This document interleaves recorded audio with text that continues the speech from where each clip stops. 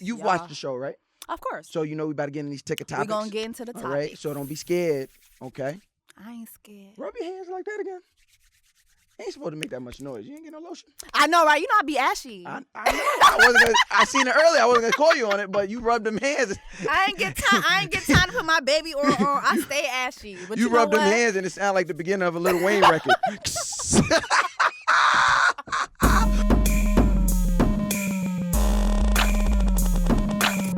All right, so we're back. It is season 2, and to my left we have the beautiful, the illustrious. We have Jessie Woo. Voilà, sisters. Ça passe, ça fait. Ma boule. Tout bagay. Oh. Jessie Woo, you're putting on for the black women in the culture, the Haitians heavy, the Zoes. The Zoe What do you ladies. call the women? The Zoettes? What do you mean? Well, I call my folks sisters because that's what my mom and my aunt always call each other. They're like, sister, let me tell you, sister. Hello, sister. Comment ça va, sister? Like, everything was always sister. So that's what I call, like, my supporters, my sisters. Yes, even the men. So I call the guys my brothers, but then, like, the like, you know, the gay men that follow me, I have a lot of them. I call my sister brothers, and they love it. All right, so take a topic number 1. It is me. You know, I'm flexing my muscle. So what happened was I was hosting a party called Lust Fest. Shout out to my people Juice and Frankie. What a party it was. They threw a party. Very, very New York party, very Brooklyn party. It was very lusty. A certain New York City DJ, they would refer to him as a legend. An icon. And a legend. Okay. A man who likes to growl on the microphone and talk real tough, but only fights women. You know, none of this is alleged. This is all true. We have the receipts. Yeah. We have the receipts. One who goes by the name Aston Taylor. No, you did not. Aston pull Taylor out his Jr. Government. Yeah, big I'm dog. done. So he gets on the set and he starts. We're going to call it DJing because that's what the art is, but it wasn't good at all. And I just feel like as somebody who's been in the culture, been a legendary DJ since I've been alive. So like, he was around like when Jesus and them was exactly, like, yeah. He DJ Jesus Bar Mitzvah. He was there. Going there. He was there. So I'm doing my best to stay away from the microphone because I'm not gonna host and talk while this man is. But you were hired to host. I was hired to host. Yes. You know, I am the best host in New York City, so you know it would only be right. Somehow, some way, the microphone ended up in my hand, and I happened to kick this legendary New York City DJ off of the stage. Verbatim, I said, "These are wasting our time." You won't come in front of the culture and waste time. Out of here. Go drop 30 bombs on the whack record. And then Ibrahim Darden, he decides to jump in the middle because, you know, he's old. It has nothing better to do. I guess his Metamucil shake was taking longer than usual. Guess the fiber wasn't hitting the way it was supposed to that day. Ebro's a 50-year-old man that dresses like a assistant manager at Zoomies. I was gonna say Home Depot. No. He dressed a little better than the Home Depot. That's Aston. Aston dresses like he works at Home Depot. Yeah, he do look like Home Depot. Ebro definitely looks like he'll give you a discount on like Stussy. I'm all right.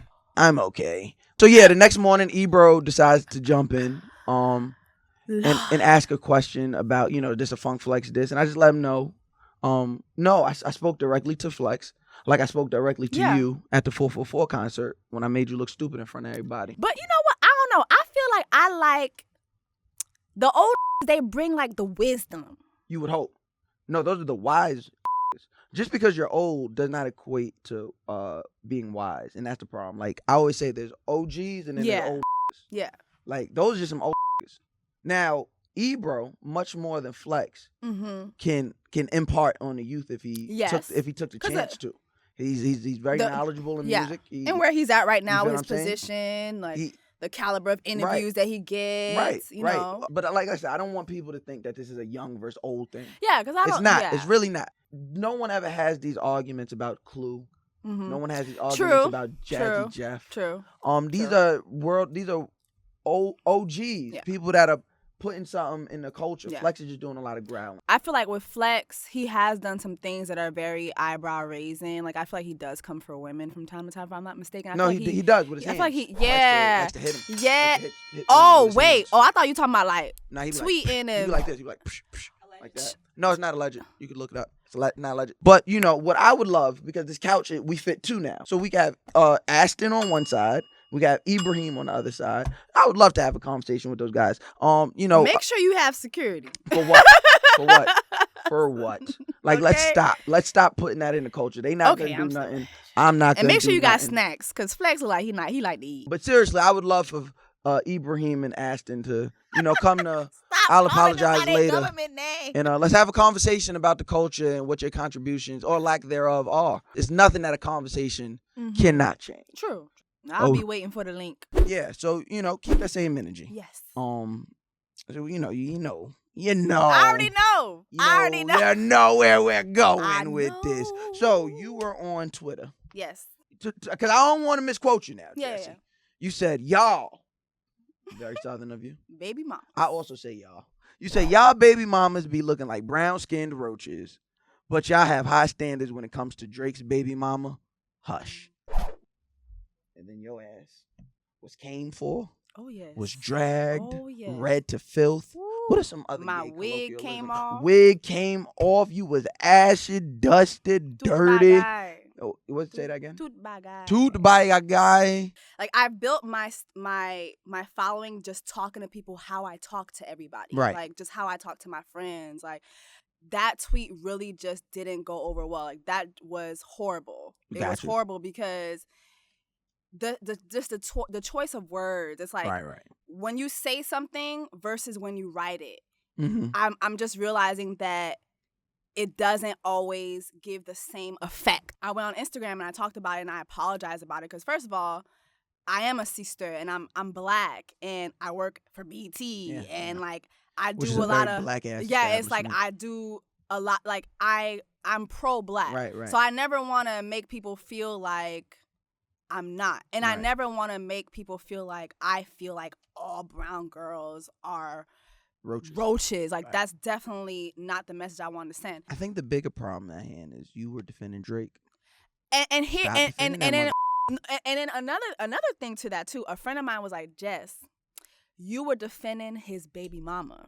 Ooh. And his baby mama isn't black. Ooh. And so for me, because it was a series of tweets, and I was like, she not ugly. And everybody was like, she's ugly. She's ugly.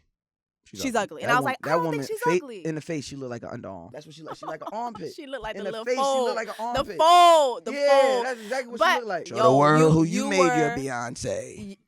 That's what Pusha T said. Next up, Omarosa. Omarosa says she noticed a mental decline in the sitting president. 45. Yeah, I refer to him as the sitting president. Mm-hmm. She said she noticed a mental decline, and I just want to know, did she notice her mental decline? Right. Because why are you there? Why? Right. Like, and she's tried so hard to like convince black people that it was a good idea. Right. And I'm here for y'all. And then they fired her ass. Exactly. They Jazzy Jeffed her. Exactly. But then she tried to be on some I left. No, bitch. They actually got security. Yeah. And they dragged you the out the White House. Do you think people are gonna buy her book? Because I know she's saying all this. I mean, shit everybody needs a doorstopper. Omarosa, your coins are declining. Now you trying to drag whatever you can to make a little bit coin and stay relevant. We don't want to hear it. I think it was funny because she said that she was watching him do an interview and he was speaking gibberish. I'm like, the nigga been speaking he's gibberish. Been doing that since the 90s and the 80s. Like that's what he's been talking like. This is true. He's been talking in gibberish. He tweets gibberish. So even a broken clock is right twice a day. So do we consider Omarosa a credible source for all things Trump, since she was somewhat on the inside? I consider her a credible crock of shit. Oh my God. Like that's what I consider her to be. I feel like black people really need to stop this whole I'm gonna be the one to change Trump bullshit they keep trying to feed us. Like him and his lace front are not gonna change, sister. Let it go. If there was a battle of the lace fronts, you and the sitting president, who wins? Mine. I don't I don't know. Don't do me I like don't that. know. Oh, don't do me like that. Let's be honest. Listen, So let's be honest. I love black women. I blend my wigs. His He hasn't. having that ball Yeah, spot at the top. but it's consistent and it don't go nowhere. So what you trying to say? I'm just saying, like y'all be switching. What you trying to say? It's called diversity. I never seen him do this. Sister, tug your wig. Tug your wig and forget about trunk. He's tugging his already. Okay, tug yours. Next. Connor, what would you do if your girlfriend had an ashy ass, Connor? He not gonna experience that. How you know? Connor, you don't date black women? Smart move, Connor, because we would be on your head. We be talking shit about. We be like, he just be fetishizing you, queen. Yeah. That's what I be saying. That's my go-to shit. He just fetishizing you. It is a phase, black woman. Come back to me. I will waste your time properly. Exactly. How did you make that transition from Instagram personality to now in front of the camera? Well, last year, May, I had lost my job. Like I moved here 2 summers ago. Mm-hmm. And like for months I was looking for a job, child. I was just telling Jared earlier, like I moved here like $700 in my pocket, in my account, got on an Amtrak train looking for a job. I had just finished getting my master's and I was like, okay. Oh, you got your master's? Yeah. Sister, go girl. Sister got her master's. but I was definitely, I was just struggling. And I started just putting commentary, funny stuff on my Instagram. Didn't really think it would go anywhere so soon. It wasn't a lot of Haitian women doing that part of, comedy on Instagram. Someone invited me to a meeting for this comedy show that was going to be taking place last year. I didn't know that my future boss was in that room, Tanya Hoffler. She does BET Breaks. Shout out to T. Hoff. Yeah. Weeks later, I get a DM from her telling me she saw me at the meeting. She's like, hey, I saw you at the meeting. Are you interested in doing TV work? I'm like, yes. She's like, for BET? Yes. Mm-hmm. She's like, do you write? Yes. Mm-hmm. Do you read? Yes, I can read. Do you write? Do you read? Let's go prompter. See. And so that's how I got my job with BET. She didn't even know about my Instagram. It wasn't until I started working here, like a month in, that people here started putting 2 and 2 together. Yeah, seeing what was going on my Instagram. So you were born in Canada. I was born in Montreal, Canada. And then moved to Miami, Florida. Mm-hmm. Now, Yeah. I'm an avid watcher of some TV shows, what I'm saying? Love and Hip Hop, they be down in Miami or whatever. They do. And you got a big old following. You working at BET. You know what I mean? Mona holla at you or whatever. Like, Mona was actually at my Sister Talk brunch last week. 2 weekends ago. Yeah, she came to the Sister Talk brunch. So what happened with Mona is I made several videos dragging her. Oh my Lord. For the wigs on Love and Hip Hop. How you gonna drag her for the No, cause I was like, Mona, increase the budget. The budget is low. These wigs bad. All I'm gonna say, since you talked to Mona. Yeah. Let me put 2 and 2 together. That's November last year. I ain't no mathematician. Mm-hmm. I dropped out of high school, but I could 1 + 1 = 2. 2 + 2 = 4. Mm-hmm. You plus Mona in Miami, that equal Love and Hip Hop Miami, that equal you on the new season. Third, we're talking about, everybody's favorite regular looking woman. What? She's like the most beautiful regular looking woman I've ever seen in my life. Who? Rihanna. Regular? Oh my God. Regular and Rihanna do not belong in the same sentence. It actually sounds very much alike. Regular, Rihanna, regular. Like, it sounds just like it. There's literally... Yeah, what is regular? Because for me... so when people go up and they be like, oh my God, she's stunning. She's not stunning. She's regular. What? She got that So Rihanna has been accused of cultural appropriation. She was on the front of a British magazine with some... Now, I don't understand, the whole eyebrow style. As you can see, got a little bit of Whoopi Goldberg in my life. I've got a lot of eyebrow to give. My eyebrow, much like Jared's beard, don't connect. The disrespect. But is there a lace for that? Can you give him a lace? Dude got lace front brows now. I mean, lace front brows and lace front beards now. So you can flourish.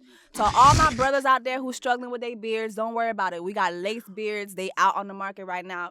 Cop you one and flourish, brother. So now that she has the chola brows. My thing was, when I saw that shit, I was like, okay, listen, like all of us just got through bonding over, seeing all those immigrants at the border. Yeah. You know what I'm saying? Being wrapped up in aluminum foil like they some burritos. You know what I'm saying? And then we got Coco that came out on Netflix, and we bonding over that. Okay. And now Rihanna comes out with the brows, and y'all want to attack her? Like, I didn't understand that, because here's where I stand. And I'm sorry, I know this shit comes out, but here's where I stand with that.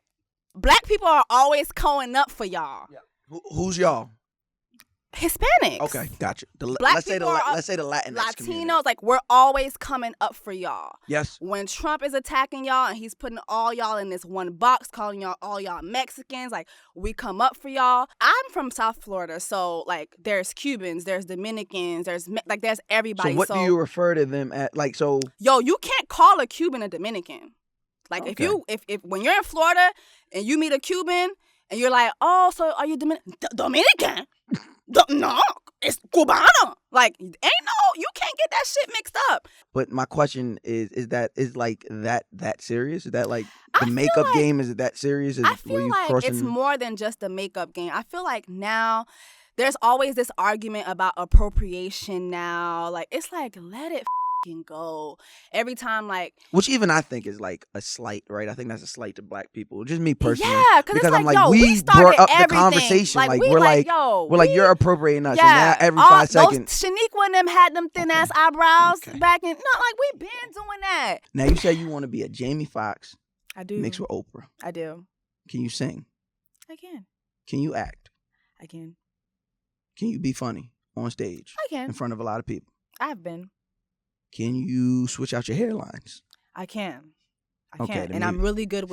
She might be Jamie Foxx. Shit. No. I was against. God, he do be switching hairlines. I thought that was just me. I was adamantly against you calling yourself Jamie Foxx. I hold him very high. But that's what sold you. Yeah. I'm done. Yeah. You said you could switch hairlines. You are horrible. Because the hairline that was at the beach. It was not the same hairline from Django. It wasn't. It wasn't the same one from Jamie Foxx show. Oh no, that was his real one. So it's like he do be switching it up, and he be having a hairline from when he got a song out too.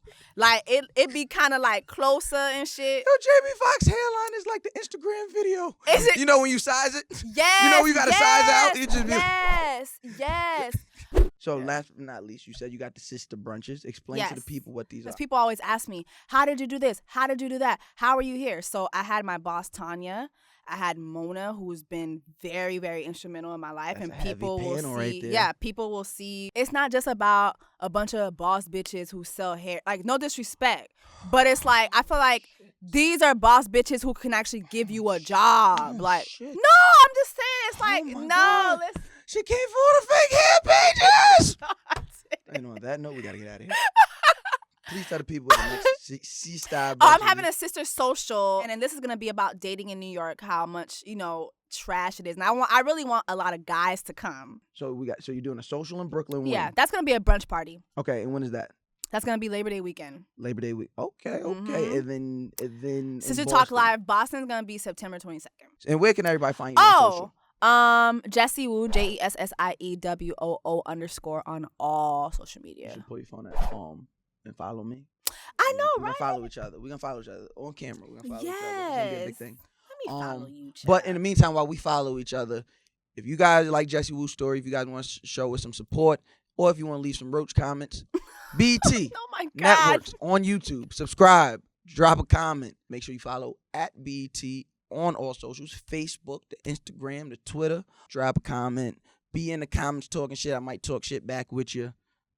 I mean, it's the only job I got, so I'm going to be talking shit back with you, I promise. So, I appreciate you for coming. Thanks. Appreciate you spending your day with me. Thanks for having me. Did you have a good time? I had a great time. We're real fake friends right now. I feel like we are. I feel like we fake friends, but we finna be real. Yeah, that's what I'm saying. We about to be real friends. Yeah. We're going to go to Dykeman. We're going to go to Dykeman game. People be getting booed at Dykeman. Just one person. Okay. And he deserved it. But Oh, and we'll talk to him next week about that. I'm definitely gonna talk to him about that next week. Hey, season 2. What I appreciate is in this off time, I appreciate everybody who annoyed the fucking shit out of me, asking me, DMing me, tweeting me, Instagramming, where's I'll apologize later? Where's I'll apologize? Well, my here. I think that's everything. Make sure you follow me at Mouse_Jones on Twitter and Instagram, and on Facebook. Oh, and of course, like we did last season, like I'm gonna do forever. If I offended you in any way, shape, or form during the recording of this show, I'll apologize later.